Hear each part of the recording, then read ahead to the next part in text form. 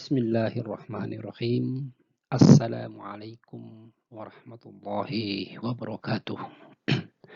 Alhamdulillahillazi 'allama bil qalam, 'allamal insana ma lam ya'lam. Asyhadu an la ilaha illallah wahdahu la syarikalah wa asyhadu anna Muhammadan abduhu wa rasuluh la nabiyya wa rasula ba'dah. Allahumma salli wa sallim wa barik ala Muhammad wa ala alihi wa ashabihi wa man tabi'ahum bi ihsan ila yaumi yub'atsu wa ba'd. Alhamdulillah, segala puji bagi Allah Subhanahu wa taala yang masih mempertemukan kita di kegiatan pembelajaran di kesempatan yang berbahagia ini. Alhamdulillah, semoga anak-anakku sekalian yang masih berada di rumah tetap juga diberikan kesehatan oleh Allah Subhanahu wa taala, begitu juga dengan keluarga yang senantiasa mendukung dan mensupport kegiatan-kegiatan kita. Alhamdulillah anak-anakku sekalian yang berbahagia, sebelumnya kita akan review pembelajaran kita di pekan yang lalu terkait dengan pengantar sejarah kebudayaan Islam. Alhamdulillah beberapa tugas sudah Bapak terima terkait dengan resume atau ringkasan ya yang sudah kalian dapatkan dari berbagai sumber. Pada prinsipnya bahwa sejarah kebudayaan Islam itu sebagaimana yang kalian sudah tulis, yang kita juga sudah berikan di pekan lalu, bahwa kenapa penting kita belajar tentang sejarah, ya karena sesuatu ya untuk mengetahui peristiwa yang telah lalu dan sangat terkait dengan masa kini, maka salah satu jalan adalah mempelajari sejarah tersebut.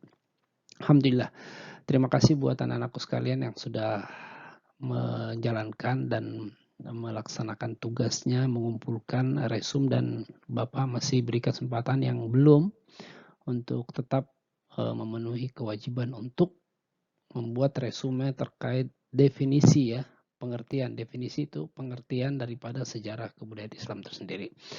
Anak-anakku sekalian yang berbahagia, Bapak minta maaf karena pekan lalu kita belum sempat berkenalan, bertaaruf, ya sehingga mungkin di antara anakku sekalian masih ada yang belum mengenal, apalagi kita ini sistem pembelajaran daring, kalian hanya bisa mendengar suara dan tidak dapat melihat wajah. Dan insya Allah di pertemuan kedua ini kita akan berkenalan lebih dahulu sebelum kita lanjut ke materi terkait dengan sejarah kebudayaan Islam itu sendiri. Anak-anakku sekalian, ya ini di tampilan itu Pak Ustadz bukan lagi siaran ya, tapi lagi menjadi host untuk kegiatan diskusi, seminar atau pelatihan dengan menggunakan fasilitas Zoom. Ya, itu di studio LPPH. Jadi anak-anakku sekalian, nama lengkap dari Bapak itu sudah terlihat, silakan dibaca ya. Mursyid SS itu sarjana sastra ya. Bukan sarjana santai, sarjana suka-suka ya. Sarjana sastra. Nah, kelahiran di Balikpapan 13 Juli 1977. Bapak menyelesaikan S1 di Fakultas Adab dan Humaniora jurusan Bahasa dan Sastra Arab di Universitas Islam Negeri Alauddin Makassar. Ya, itu secara singkat, dan ini ada kontak person ya. Mudah-mudahan kalau kita ketemu di jalan nanti, dan kalau kita sudah diberikan kesempatan oleh Allah Subhanahu wa taala untuk menjalani proses pembelajaran dengan tatap muka, maka kita sudah bisa lebih kenal lagi, walaupun Bapak belum tahu ya siapa-siapa ya, karena nomor-nomor yang Bapak terima untuk melaksanakan tugas itu Bapak save semua ya Bapak Sep semua. Jadi insya Allah aman ya. Ngelihat story-story kalian ya luar biasa sekali.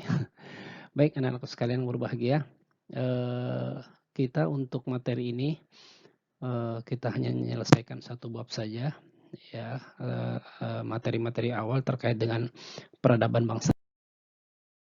Ini kita masuk kebudayaan bangsa Arab sebelum Islam.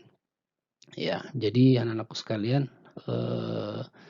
kita step back ke belakang dulu ya. Seperti apa yang mungkin yang hari ini kita kenal, bangsa Arab itu seperti apa. Ya, di sana ada orang-orang hebat dan lain sebagainya. Tapi mungkin perlu juga kita untuk ketahui bahwa seperti apa sih bangsa Arab sebelum Islam, ya, kebudayaan mereka seperti apa. Kalian yang berbahagia, selanjutnya kita akan melihat dan coba mempelajari dan menelaah bagaimana sistem peribadatan bangsa Arab sebelum Islam. Ya, seperti apa model peribadatan mereka sebelum Islam itu datang ke tanah Arab. Ya, jadi anak-anakku sekalian, pada permulaan bangsa Arab Quraisy sebenarnya telah mengikuti dan meyakini ajaran agama Nabi Ibrahim dan Nabi Ismail, yaitu agama Hanifiyah atau agama Hanif, yang artinya benar dan lurus.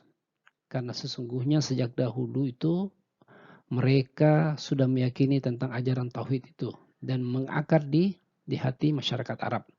Pembauran dan pergaulan dengan bangsa lain yang kemudian mempengaruhi kepercayaan mereka. Ya, tetapi seiring dengan perjalannya waktu, ajaran tersebut mengalami perubahan. Jadi bangsa Arab ini berinteraksi dengan bangsa-bangsa lain yang kemudian mempengaruhi keyakinan mereka. Ya, penambahan dan pengurangan yang dilakukan oleh para pengikutnya yang tak bertanggung jawab. Kemudian muncul berbagai ajaran yang meragukan dan akhirnya jatuh menjadi penyembah berhala. Ya, jadi mereka kemudian karena interaksi tadi ya maka terjadi perubahan-perubahan keyakinan mereka yang pada akhirnya mereka pun menjadi penyembah berhala. Yang pertama kali di bawah ajaran menyembah berhala ini oleh Amr bin Luay al-Ghuzai. Jadi ini perlu ada sekalian ketahui bahwa siapa sebenarnya orang yang paling pertama membawa perubahan terkait dengan keyakinan bangsa Arab itu, yaitu adalah Amr bin Luay al-Ghuzai. Ya. Anakku sekalian, sebenarnya pada zaman jahiliyah itu orang Arab banyak yang menyembah berhala atau patung-patung yang mereka buat sendiri dari batu.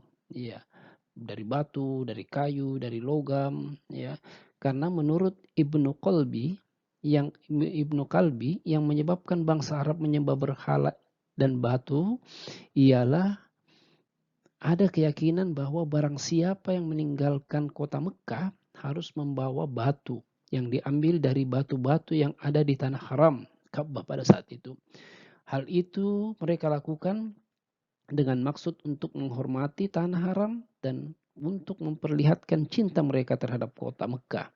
Kemudian di setiap tempat persinggahan mereka meletakkan batu itu dan bertawaf mengelilinginya seperti mengelilingi Ka'bah. Proses ini berlangsung terus-menerus dan akhirnya mereka menyembah apa yang mereka sukai dan mereka yakini. Ya, seperti itu ya anak sekalian. Model-model peribadatan mereka bangsa Arab sebelum masuknya Islam. Ada beberapa macam bentuk-bentuk pemujaan bangsa Arab sebelum Islam datang, ya. Kita akan tahu apa-apa saja, bagaimana model-model mereka menyembah itu, ya. Yang pertama itu mereka menyembah malaikat, ya. Kenapa mereka menyembah malaikat?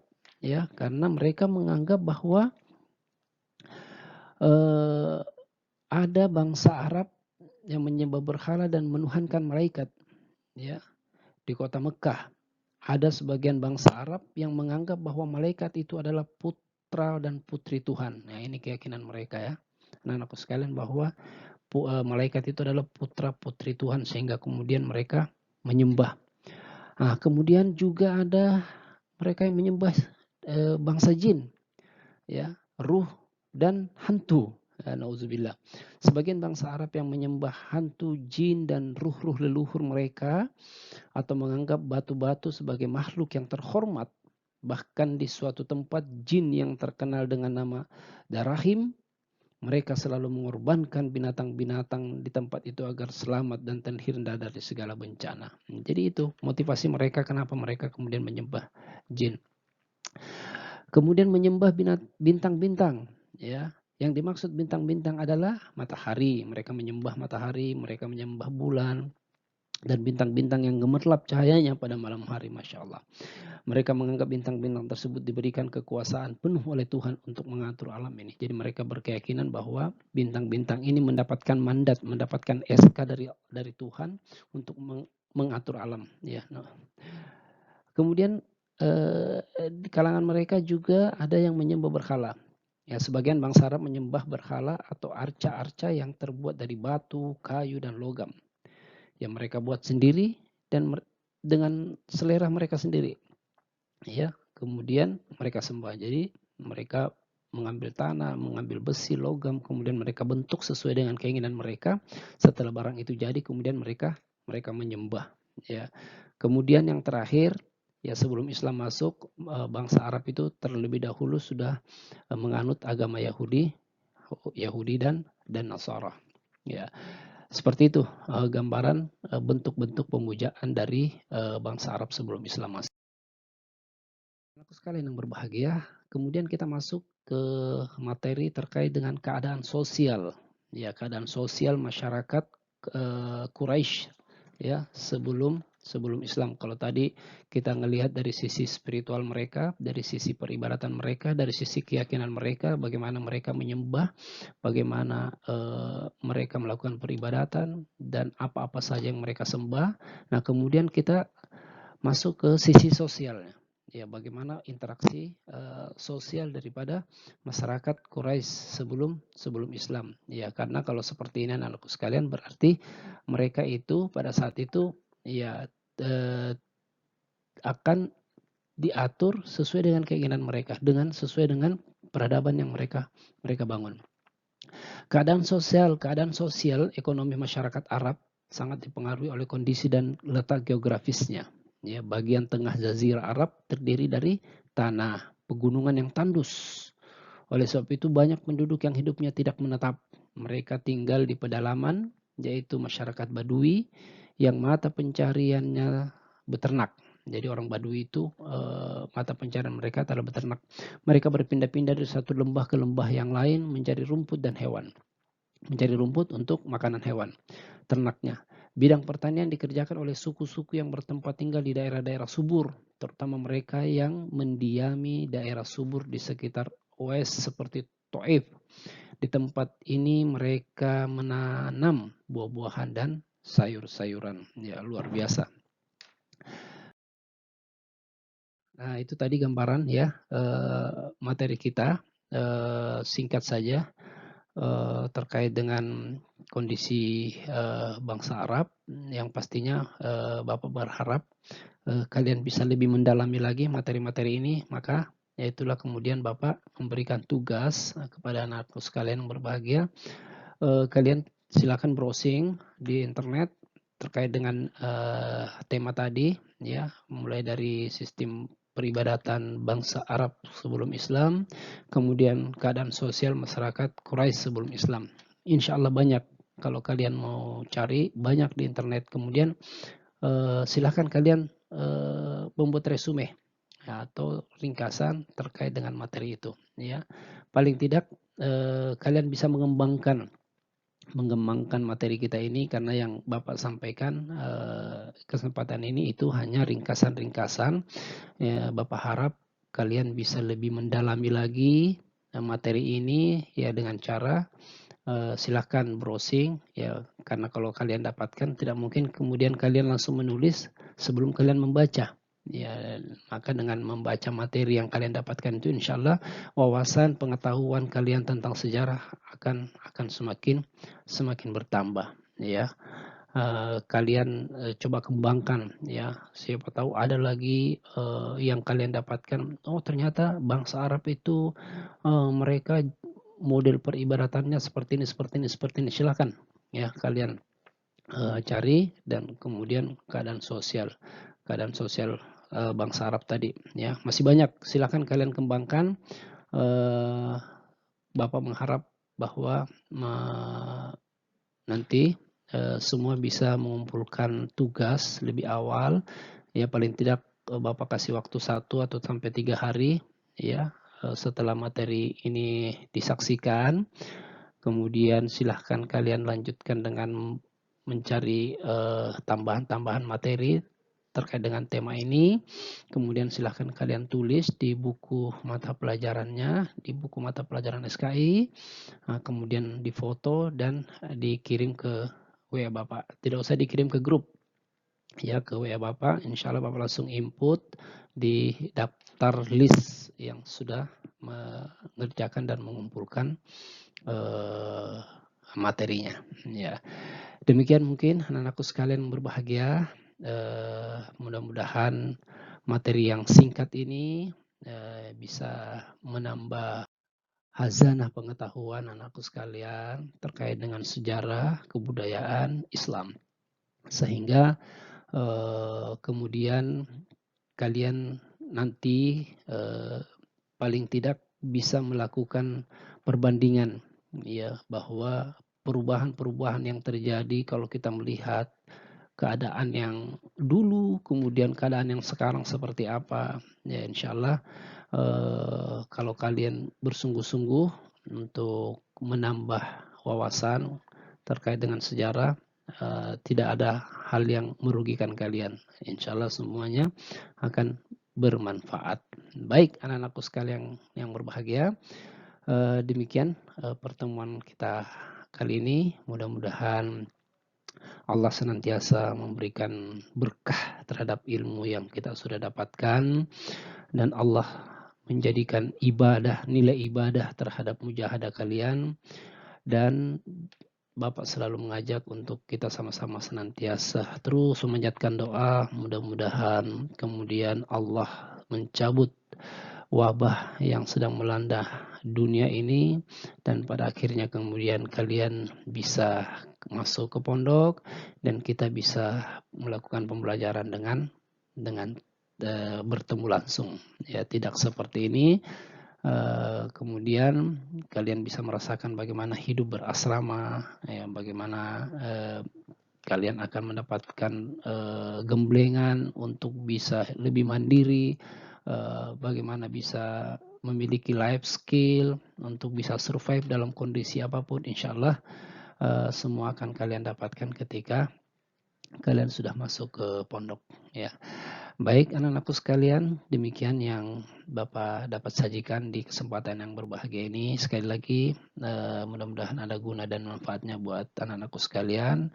Dan terakhir mari kita tutup pertemuan kita dengan sama-sama membaca doa kafaratul majlis. Subhanakallahumma bihamdi asyhadu an la ilaha illa anta astaghfiruka wa atubu ilaik. Wabillahi taufiq wal hidayah. Assalamualaikum warahmatullahi wabarakatuh.